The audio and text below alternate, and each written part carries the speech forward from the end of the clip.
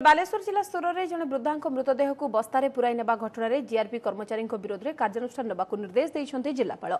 जिला प्रशासन को जीआरपी संपूर्ण तथ्य देवा सहित त्रुटि को स्वीकार करथिबा नै एक सांबादिक सम्मेलन में सूचना देते जिलापाल। तेबे जीआरपी एक स्वतंत्र टीम दुर्घटनास्थल और सोर मेडिकल को जाई तदंत जारी रखिथिबा बेले जातीय मानव अधिकार कमिशन तरफ जिलापाल को एक नोटिस जारी करा जायछि। गत 24 तारिख में सोर बाहानगा रेल स्टेशन मध्य जड़े वृद्धा ट्रेन में मृत्यु होता। यापर जीआरपी कर्मचारी उपस्थित में मृतदेह को उद्धार कर अति अमानवीय भाव बस्तार भर्ती कर 2 जन व्यक्ति बाहुंगी बालेश्वर को नहीं।